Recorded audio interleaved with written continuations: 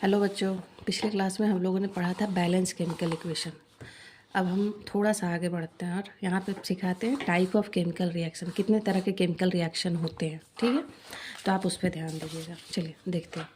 पहला पढ़िएगा, first combination reaction. आप अपने बुक में ही देखिए, फर्स्ट है कम्बिनेशन रिएक्शन। नाम से ही पता चल रहा है, जब दो एटम्स, दो मॉलिक्यूल्स या दो कंपाउंड आपस में मिक्स होते हैं और एक नया कंपाउंड फॉर्म करते हैं। ध्यान दीजिएगा, जब दो मॉलिक्यूल्स, दो एटम्स आपस में कंबाइन करके एक सिंगल प्रोडक्ट बनाते हैं, this is called combination reaction. Okay, इसमें आपका हीट रिलीज होता है, प्रोड्यूस होता है, इसलिए इसको कहा जाता है exothermic reaction.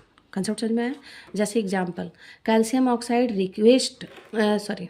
Calcium oxide react करता है वाटर के साथ और कैल्शियम हाइड्रोक्साइड बनाता है, large amount of heat release करता है। ठीक है, ऐसे रिएक्शन को हम कहते हैं केमिकल रिएक्शन। कंसेप्ट समझ में आया?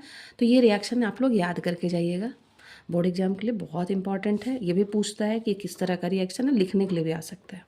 तो देखिए यहाँ पे आप ध्यान से देखिए, calcium oxide water combine to form a single product, such reaction when single product is formed, और रिएक्टेंट कितने होने चाहिए? 2 and more, this is called combination reaction. Concept समझ में आ रहा है?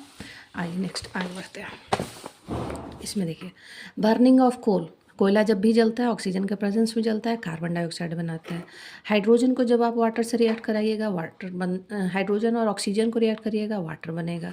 तो ये सब सिंगल प्रोडक्ट अगर देते हैं, this is called chemical combination reaction. Okay, और कॉम्बिनेशन रिएक्शन मोस्टली एक्जोथर्मिक होता है। सब अपने अपने बुक में अंडरलाइन कर लीजिए, ये क्वेश्चंस आ सकता है। ठीक है, असर्शन रीजन में भी पूछा जा सकता है। अब आइए, burning of natural gas, methane oxygen के प्रेजेंस में जब भी बर्न होता है, कार्बन डाइऑक्साइड और वाटर रिलीज करता है। ठीक है, do you know respiration is a exothermic reaction? एक क्वेश्चन आता है यहाँ पे।